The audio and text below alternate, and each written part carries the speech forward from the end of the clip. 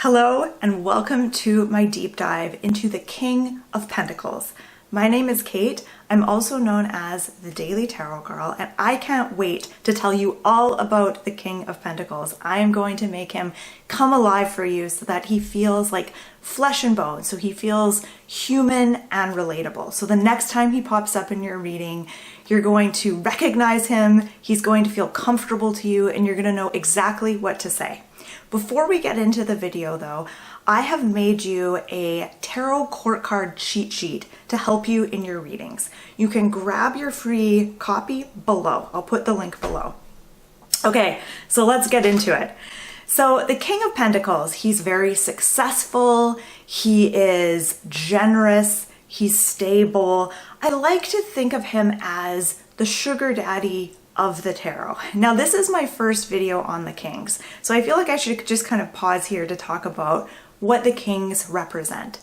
So there's 4 Kings in the tarot, and King of Pentacles, King of Cups, King of Swords, King of Wands, and the Kings represent the sort of mature, masculine, experienced representation of their suit. So with the King of Pentacles, he is the King of Pentacles, and Pentacles corresponds to the element of earth. So this is the most physical suit. And this suit has to do with things like the body, health, money, physical stuff. He is the most grounded, calm, and solid kind of down-to-earth king out of all the kings. So some keywords to keep in mind. He's stable. The King of Pentacles is very successful. He's confident. He's generous. He's a really good provider. He is, oh, and I should say, I should mention, sorry, the image that you see on your screen is from the Universal Waite Tarot, or the Rider Waite Tarot. So, yes, okay, sorry, I got sidetracked there. Okay, so he's stable, he's confident, he's generous, he's a provider, he's prosperous, he's very dependable, so he's not flighty, he's not flaky. He loves leisure time and relaxation. He's very sensual. He's a very sensuous character, but he can also be a little bit hedonistic at times. He's very grounded. He can be mildly domineering, not like he's not on a power trip, but he can be mildly domineering. He loves life. He loves good food. He loves good wine. And like I said, he is kind of prime, sort of sugar daddy material. So some symbols to notice on this card, the grapes. So the grapes can represent like wine. I think of the Greek god Dionysius, god of wine. Grapes have this, to me, it's like a symbol of indulgence and enjoyment and pleasure. We also see that he has his foot on this beast's head. And that is a symbol of having conquered something. And this is what kind of gives him that sort of domineering sort of quality. We also see that there's the bull heads on his throne. And the bulls can represent Taurus. So if you know a little bit about astrology, King of Pentacles is kind of a typical Taurus sort of energy. And the bull is kind of shows that he can be stubborn at times. He's very determined, and sometimes he may come across as being a little bit bullish. So some things that the King of Pentacles is really, really good at. He is so good at making money, and he's really good at business. So he's good at like starting businesses, acquiring businesses, growing businesses. He loves making business deals, investing, etc. He radiates this energy of relaxed success and confidence. So he's very self-assured, he's very grounded, calm, and just has this like really relaxed, successful kind of vibe. He's the kind of guy that you want to do business with. And if you're looking for a partner, he might be the kind of guy that you want to date or even marry. And again, I say that he's a good sugar daddy, which we'll get into because I'm going to talk about, you know, how generous he is and how much he loves to wine and dine. So if you were to run into the King of Pentacles at a party, he's most likely the one hosting the party. So he loves to host lavish dinner parties. He loves to wine and dine people. If you were to go out for dinner with the King of Pentacles, whether this is like a business dinner or it's a romantic date, he will take you out for an amazing meal. He will wine and dine you. He will, you know, share a bottle or two of his expensive vintage wine. He'll order dessert. Like, it's this real, like, sensual, leisurely experience.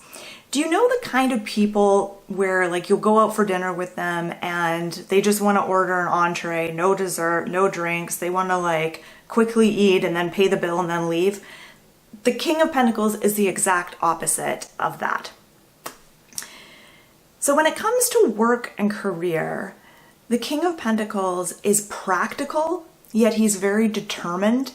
And he can sometimes come across as being a little bit of a bully. So this is where he is, and I like to say he's mildly domineering because he's not on a power trip.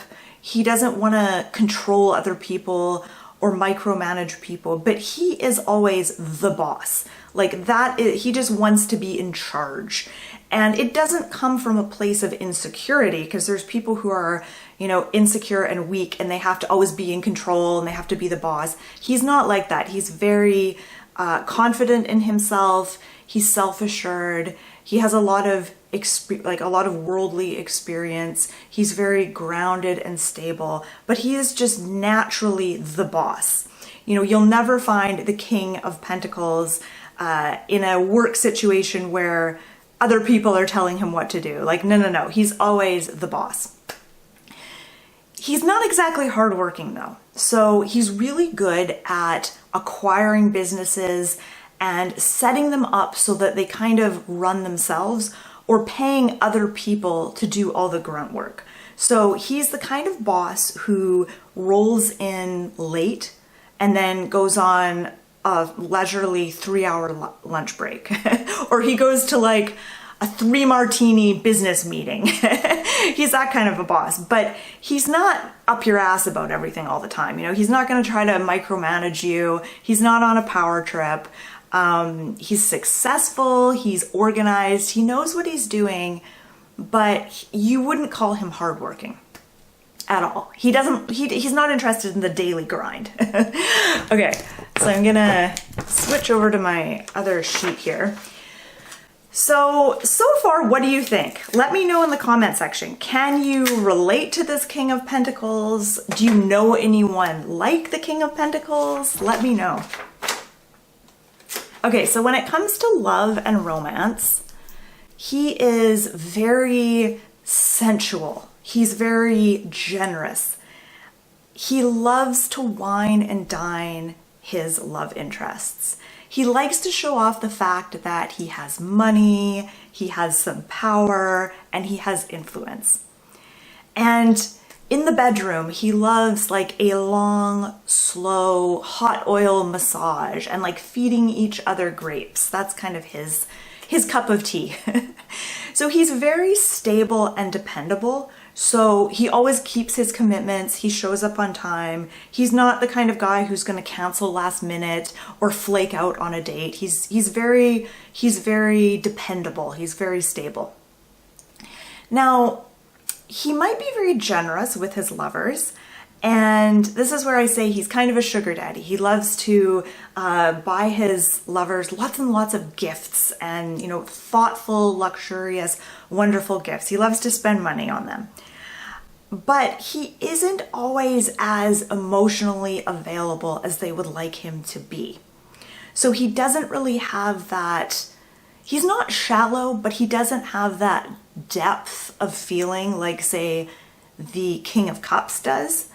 And he's not as passionate as, say, the King of Wands. And he's not as intellectually stimulating as the King of Swords might be. So his partners may get frustrated by that lack of depth. And a common fight or argument that the King of Pentacles might have with a romantic partner is they might say, oh, we rarely spend any time together. I never see you. And then he'll say, yeah, but like I bought you this and this and this. And he feels like he can kind of like buy favor in relationships. Like he feels like as long as he's a good provider and he's buying his lover lots of gifts, then he can kind of do whatever he wants in the relationship. And he doesn't really have to do much more than providing things. So that can really frustrate some people. And he can become complacent once he's comfortable in a relationship. Once he feels like he's won someone over and he has what he wants, he can become very lazy and complacent. But in turn, he is not that demanding. So this is not the kind of romantic partner who asks a lot. He doesn't have high expectations. He doesn't demand much. So he has that going for him. When it comes to money, this is his whole jam. He's so good with money. Making money just comes naturally to him. Buying businesses, starting businesses, all of this is just like, he's a fish in water when it comes to that kind of stuff. He has a tendency to sometimes overspend, particularly on lavish, luxurious things, going on kind of flashy vacations. Overall, he is pretty practical, but sometimes that kind of his flamboyant nature will come out when he hosts like a really over-the-top lavish dinner party for his friends, or he goes on some, flashy vacation, or buys some really indulgent thing. He knows how to manage money, and he doesn't like take risks with his money. Like he doesn't do like risky new investments or anything like that. He thrives on being in charge. He thrives on making business deals, doing business, starting a new business, and he loves hosting dinner parties and orgies in his mansion. And I'll say more about the orgies in a sec, because you're probably going, orgies, what? So let's talk about his dark side. So for those of you who read reversals, the dark side, you may interpret the King of Pentacles reversed in this way. There's many different ways to read a reversal. This is one possible interpretation. So the King of Pentacles dark side, he can be somewhat gluttonous. So he might be prone to like overindulging in alcohol, in food, like eating too much, drinking too much, and becoming kind of slothful and lazy. Like he's naturally kind of laid back, but taken to the extreme, that can become laziness. And he can sometimes kind of fall into like slobbish kind of behavior. He can be a bit of a slob. So you might go over to his mansion and there's like half-eaten pizzas and like remnants of last night's feast, like food kind of scattered everywhere. And there's maybe a drunken orgy unfolding in the next room, and there's alcohol and drugs everywhere. This is sort of like the dark side of the King of Pentacles. And sometimes he can put way too much importance on money. So sometimes for him, like money is his god. Money is very important to him. And he might sometimes value that above all else.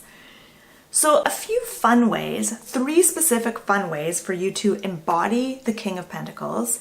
Number 1 is set up multiple income streams. Now, this is not the easiest thing to do, but the King of Pentacles is really good at this. So he doesn't just have one business or one job. He has a bunch of income streams, many of which don't actually require a lot of work on his part.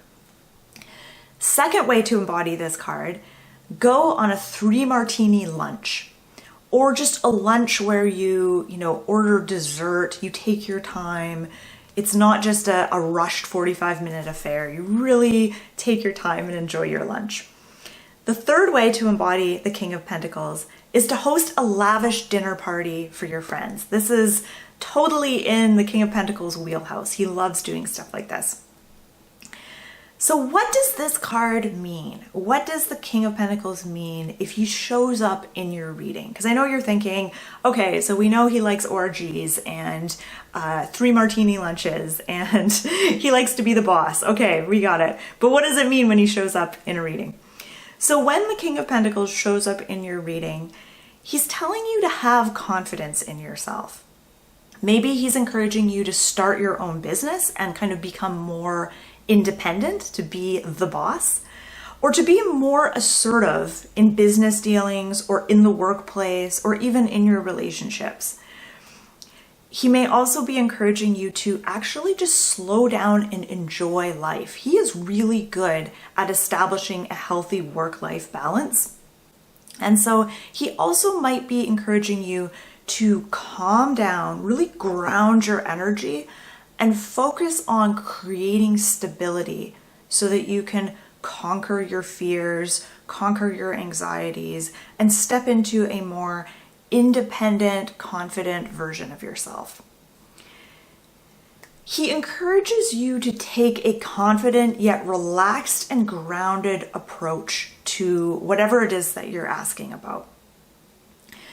Now, I've got 4 journaling questions for you. So if you love tarot journaling, I encourage you to write these questions down and explore them later on in your tarot journal.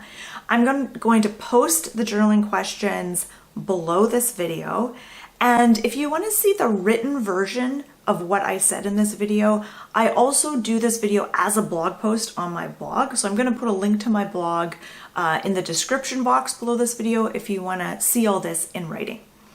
So here are your 4 journaling questions. Number 1, what aspects of this king do you relate to? Do you see yourself in this king? Who in your life is like this King of Pentacles? Where in your life could you use the confident, grounding energy of this king? And what is your relationship to being in charge? Or being the provider? Is that something you feel comfortable doing? Is that something you have a lot of experience with or no experience? Like, what is your relationship to being in charge or being the provider? All right, so that has been my deep dive into the King of Pentacles. So thank you so much for watching. I hope that I made this card come to life for you. And again, just a reminder, if you want my court card cheat sheet, I'm going to put the link below on how you can grab that. And please leave me a comment. Let me know what you thought. Let me know if you can relate to this king. Who do you know that's like this king? Let me know in the comment section below. Thank you so much for watching, and join me. I'm going to say next week, but it's not going to be next week. It's going to be a while. My next video is going to be the King of Cups? No, King of Swords. So stay tuned.